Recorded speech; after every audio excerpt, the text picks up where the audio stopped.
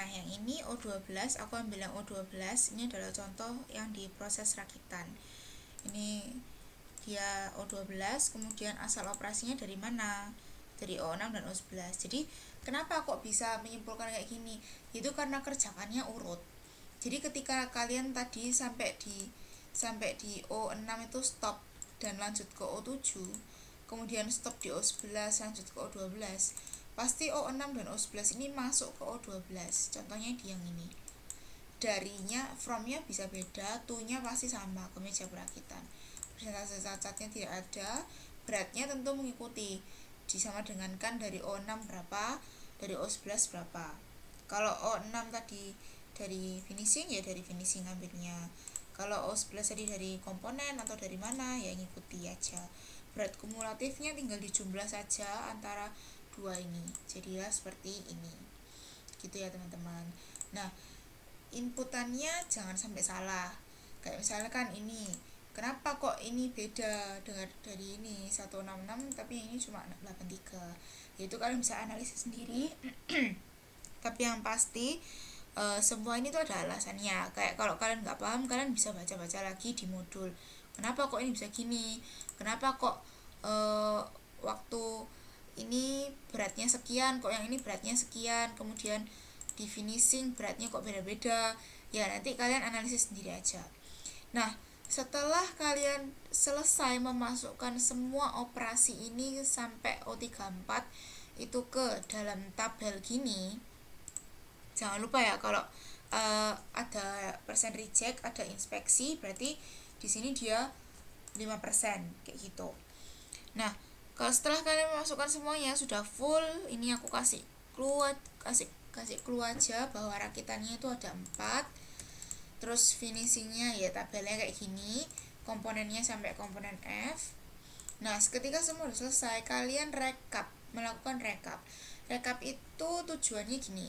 Kalau dari komponen, rakitan, dan finishing itu from to-nya itu beda-beda. Ya, ini ada from jigsaw to meja perakitan. Kemudian ini ada from storage to mesin circle. Ini ada from mesin USB ke meja perakitan. Nah, itu kalian gabungkan tiap-tiap ini, jadi USB ke perakitan. Nanti kalau ada lagi USB ke perakitan, itu kalian rekap di tabel kayak gini. Nah, misal nih, nomor 1, aku mau dari storage ke mesin circle. Akhirnya aku carilah dari storage ke mesin circle itu yang operasi mana aja. Oh, ternyata di sini ada O1. Terus lanjut, ternyata O7 juga storage ke mesin circle dan seterusnya. Beratnya juga gitu, dicantumkan masing-masing dan akhirnya beratnya itu dijumlah. Ini aku kasih contoh yang storage ke mesin circle. Dicari semuanya dari komponen, rakitan, finishing, mana aja sih yang storage ke mesin circle kayak gitu. Nah, untuk memudahkan supaya ini udah dicatat storage ke mesin circle, kalian boleh kasih warna, misal kayak gini, kasih warna kuning, udah selesai dicatat ke rekapitulasi. Terus yang kedua, O2 ada mesin circle ke mesin ras. Ya udah, bikin lagi nomor 2 dari mana ke mana, mesin circle ke mesin ras gitu. Nanti totalnya berapa gitu ya, semuanya, untuk semuanya, kecuali kayak gini, meja perakitan ke meja perakitan tidak perlu direkap. Kenapa? Karena meskipun di sini ada beratnya, tapi sebenarnya kalau dia pindah dari satu lokasi ke lokasi yang sama, kan anggapannya nggak pindah. Jadi ya kita nggak usah menganggap beratnya, karena tujuannya from to chart, namanya aja from to. Itu kita ingin tahu bobot perpindahannya dari mesin satu ke mesin lain itu berapa sih. Dan akhirnya ketika kita merekap semuanya ini, kita akan menemukan, oh dari storage ke mesin circle ini beratnya sekian, dari mesin circle ke mesin ras tuh bobot perpindahannya itu sekian. Nah, sehingga kita tahu dari satu departemen ke departemen lain itu bobotnya itu berapa sih.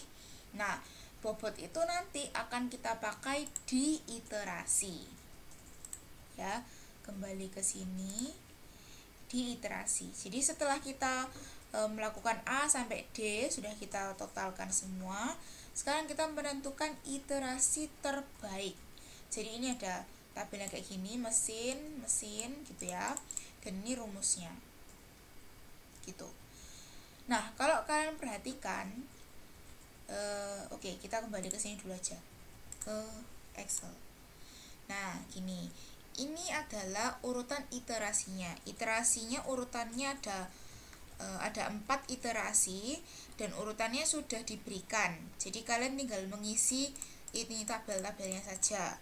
Urutannya untuk iterasi pertama adalah seperti ini. Ya, kita copy paste ke sini juga sama. Terus iterasi kedua kayak gini. Iterasi ketiga kayak gini. Dan ini iterasi yang keempat. Urutannya sedikit berbeda.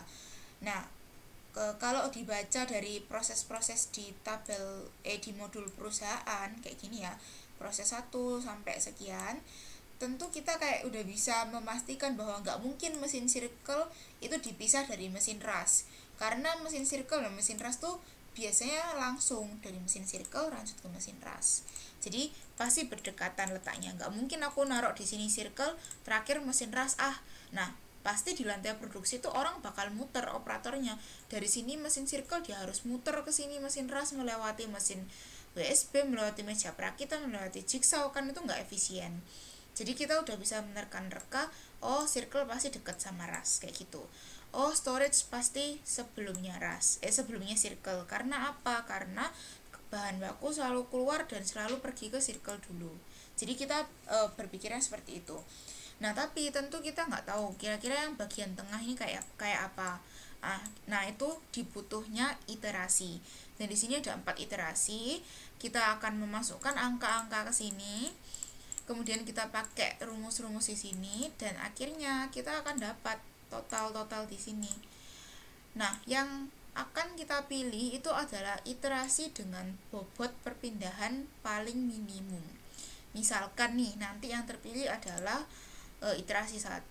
Berarti di lantai produksi kalian nanti urutannya adalah seperti ini. Gitu. Nah, kita coba satu-satu ya. Misalkan aku kasih contoh iterasi 1. Iterasi 1. Nah, kita cari dulu storage ke mesin circle. Lihat di rekapitulasi, adakah storage ke mesin circle?